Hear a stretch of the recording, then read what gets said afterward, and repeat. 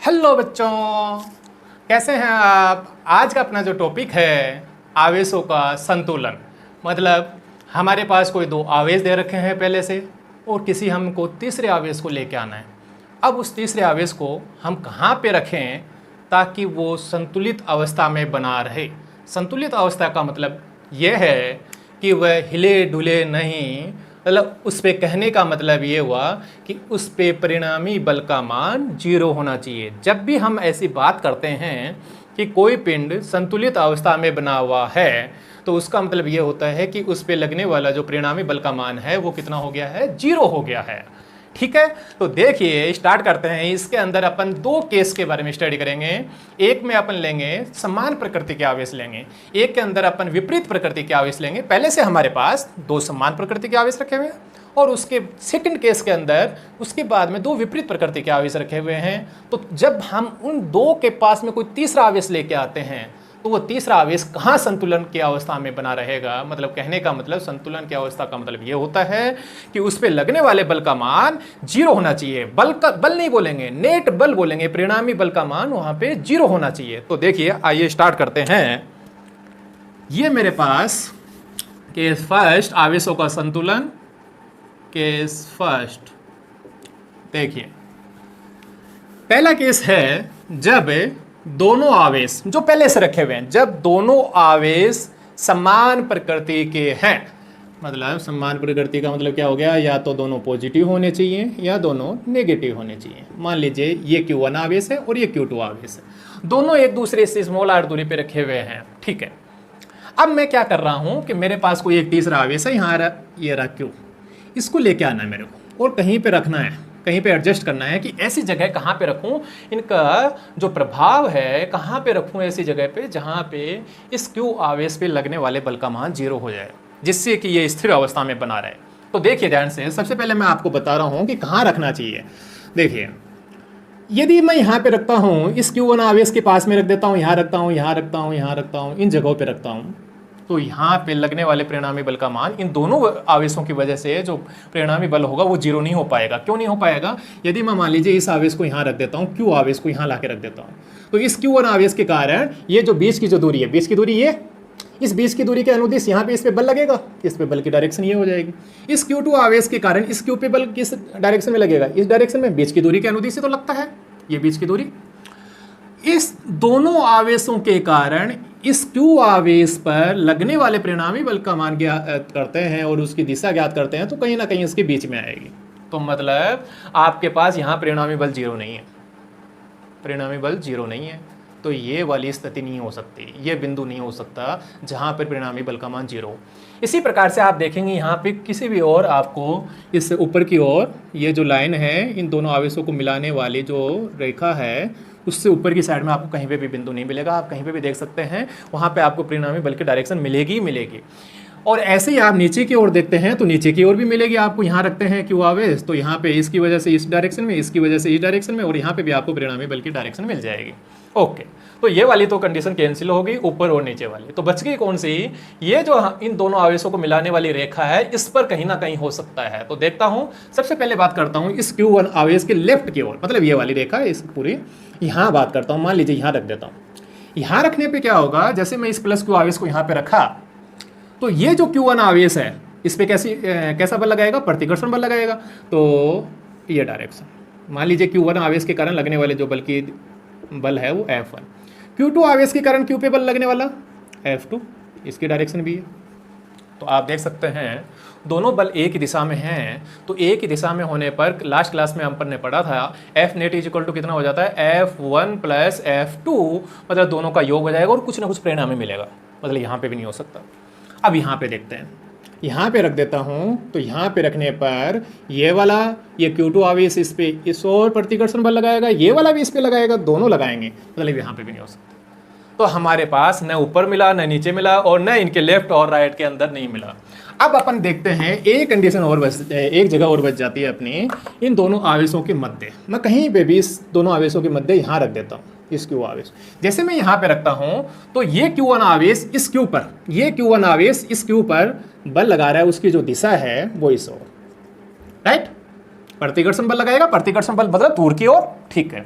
और Q2 जब Q पे बल लगाएगा तो उसकी डायरेक्शन ये वाली, तो Q1 के द्वारा इसको नाम दे देता हूं F1, इसके द्वारा F2। अब ध्यान से देखिए आप, दोनों बल विपरीत दिशा के अंदर हैं, दोनों बल विपरीत दिशा के अंदर हैं, और जहां पर भी इन दोनों बलों के मान बराबर हो जाएंगे F1 और F2 के, वहीं पे ये आवेश जो तीसरा आवेश है वो संतुलन की अवस्था में आ जाएगा।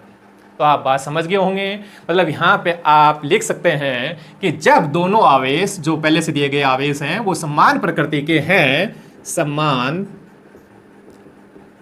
प्रकृति के हैं, तो जो तीसरा आवेश लेके आते हैं वो उनके मध्य में संतुलन की अवस्था मतलब उनके मध्य में संतुलन की अवस्था प्राप्त करता है।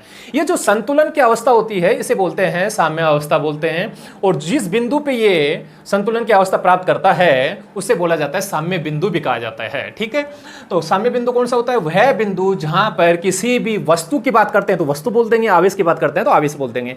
तो किसी वस्तु या आवेश पे लगने वाला परिणामी बल का मान 0 हो जाता है, उसे क्या कहा जाता है? साम्य बिंदु कहा जाता है। और वह उस पिंड की या आवेश की संतुलन की अवस्था या साम्य अवस्था कहलाती है। ओके, तो पहला केस आप समझ गए होंगे, जब समान प्रकृति के आवेश होते हैं तो उनके मध्य किसी तीसरे आवेश को लेके आते हैं तो उनके मध्य में वो कहीं ना कहीं संतुलन की अवस्था प्राप्त करता है। वो डिपेंड करता है कि वो किस ओर शिफ्ट होगा। जैसे यहां पे हमारे पास ये Q1 आवेश मान लीजिए ताकतवर है, थोड़ा ताकतवर है, और ये बेचारा कमजोर है, तो ये ताकतवर क्या करेगा? इस पे ज्यादा बल लगाएगा और ये वाला थोड़ा कम लगाएगा। तो हमारे पास जो साम्य बिंदु होता है, हमेशा नोट डाल लीजिए कि साम्य बिंदु हमेशा छोटे आवेश के पास में प्राप्त होता है।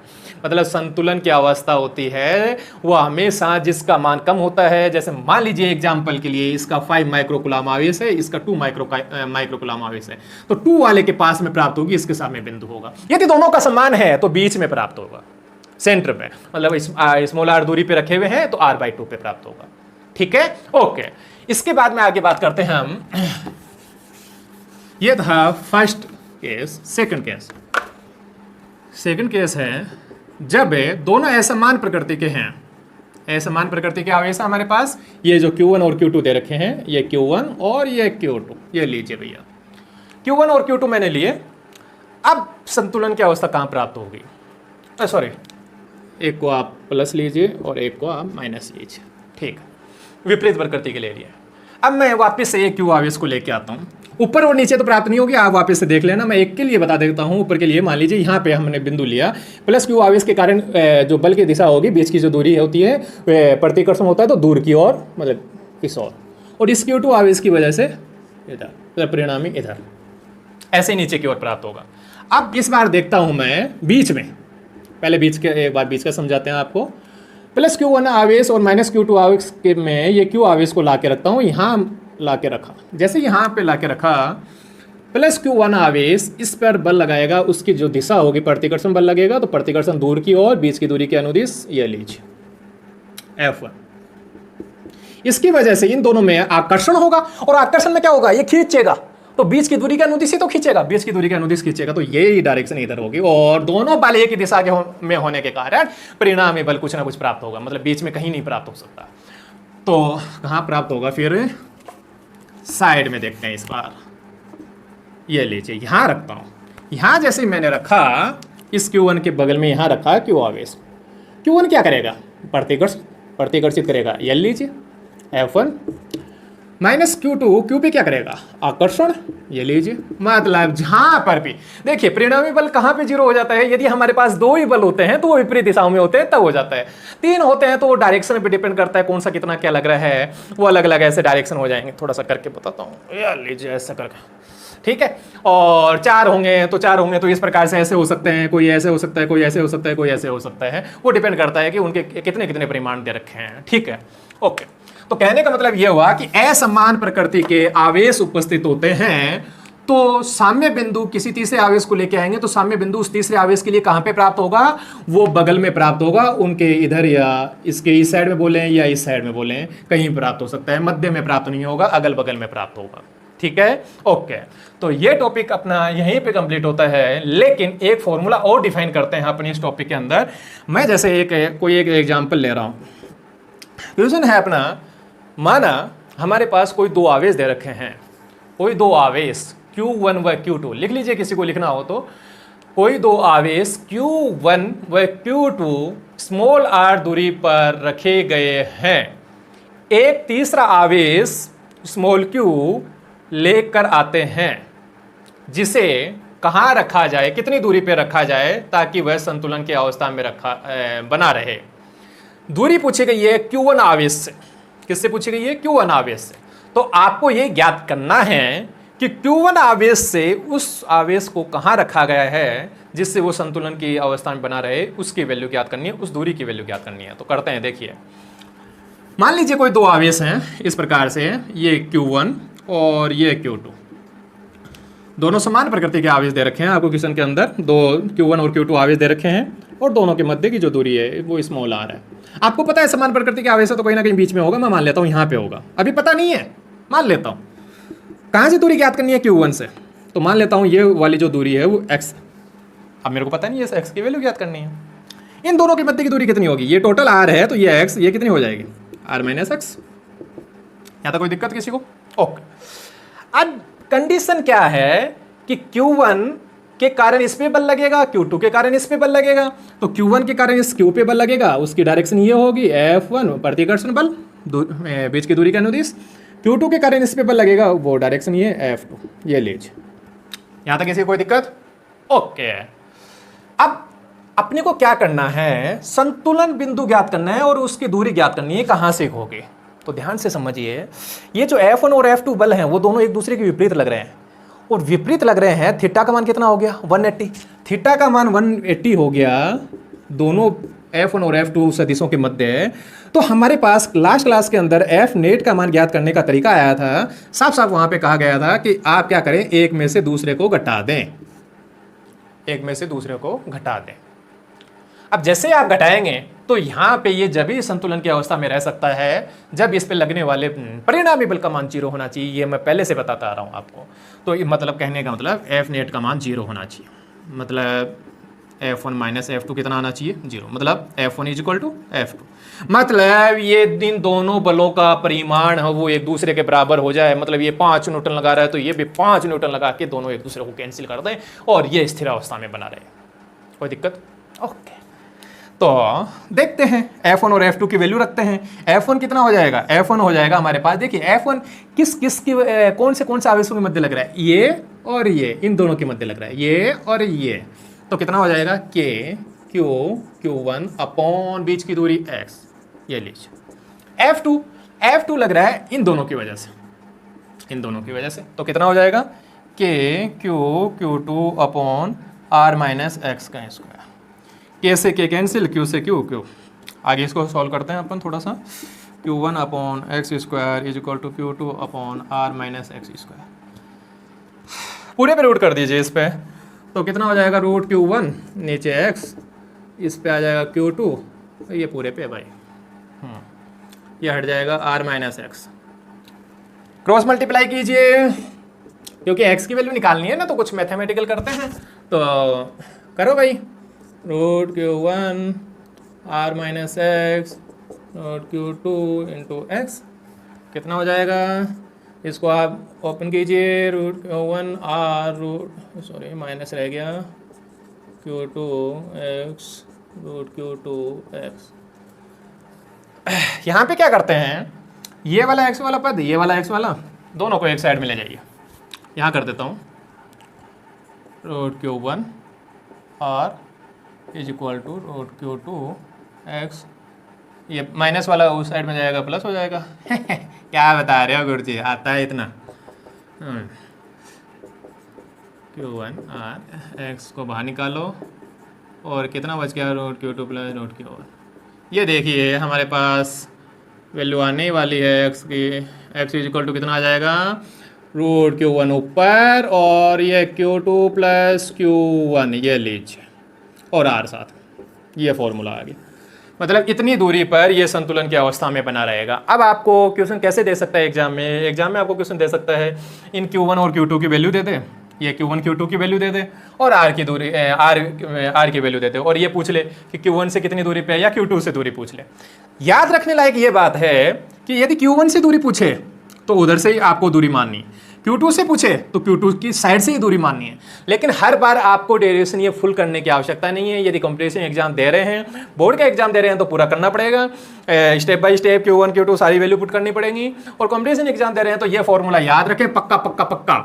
इसके अंदर आपको क्या करना है, जब आपके पास मान लीजिए Q1 से दूरी पूछ रहा है तो Q1 ऊपर आएगा, Q2 से दूरी पूछ रहा है तो Q2 ऊपर आएगा। बस इतना याद रखना है, जिससे दूरी पूछी जाती है वो ऊपर आता है। और यदि विपरीत आवेश हैं, विपरीत प्रकृति के आवेश हैं, तो वहां पे ये क्या हो जाता है, ये माइनस आता है, यहाँ पे प्लस की जगह माइनस आता है। ठीक है, बस इतना सा ये फॉर्मूला है, आपको याद रखना है। इसके बेस पे आप काफ़ी सारे क्वेश्चन कर सकते हैं कि हमारे पास एक Q1 आवेश दे रखा है, 5 माइक्रोकुलाम दे रखा है, ये 8 माइक्रोकुलाम दे रखा है, बीच की दूरी कुछ मान लो 2 सेंटीमीटर 5 सेंटीमीटर जो भी है, और तो एक किसी तीसरे आवेश को लेकर आते हैं तो वो कहाँ संतुलन की अवस्था में होगा, कौन से ज्ञात करना है, वो आप इस फॉर्मूले में पुट करके देख सकते हैं। ठीक है, ओके, यहाँ तक ये टॉपिक हुआ पूरी तरह से कंप्लीट। किसी को कोई स्क्रीनशॉट कुछ लेना है तो लो, नहीं लेना है तो मत लो। ओके, एक छोटा सा पॉइंट की और बात करते हैं। देखिए, छोटा पॉइंट ये है, पूरा का पूरा ये जो निकाय है वो कब संतुलन की अवस्था में रहेगा। मतलब कहने का मतलब ये जो Q1 आवेश रखा हुआ है और ये Q2, और दोनों समान प्रकृति के, आपने कोई बीच में लाके रख दिया, आवेश लाके रख दिया तीसरा, तो तीनों ये जो आवेश हैं वो संतुलन की अवस्था में कब रहे। अपन पहले वाले में ना केवल इसकी संतुलन की अवस्था बात कर रहे थे, अब क्या बात कर रहे हैं कि पूरा का पूरा निकाय है वो कब संतुलन की अवस्था में रहेगा। तो मैं मान लेता हूं कि ये कितनी दूरी पे है, स्मॉल x दूरी पे है, यहां तक किसी को कोई दिक्कत, ये स्मॉल x दूरी पे है और इनके जो मध्य की जो दूरी है वो स्मॉल r दूरी है। तो कंडीशन ये होती है इसके लिए, इन दोनों आवेशों के मध्य लगने वाला बल कितना हो जाएगा, कि Q1 Q/x² is equal to इन दोनों के मध्य जो पहले से रखे हुआ है, इन दोनों के मध्य लगने वाला और इन दोनों के मध्य लगने वाला बल इक्वल हो जाना चाहिए, तभी हमारे पास ये संतुलन की अवस्था प्राप्त होती है। ये जो पूरा का पूरा जो निकाय है वो संतुलन की अवस्था में रहता है। कब रहेगा, जब हमारे पास इन दोनों आवेशों के मध्य और इन दोनों आवेशों के मध्य लगने वाले बल का मान इक्वल हो जाना चाहिए। यदि आप दूरी यहां से ले रहे हैं तो यहाँ पे ये Q2 आ जाएगा। जब आपके पास ऐसा कोई क्वेश्चन होता है जिसके अंदर आपको ये पूछे कि आवेश कब संतुलन की अवस्था में रहेगा या जो भी है कब संतुलित बना रहेगा, तब आपको ये फॉर्मूला लगाना है। ठीक है, आज की क्लास यहीं कंप्लीट होती है। Okay, tata bye.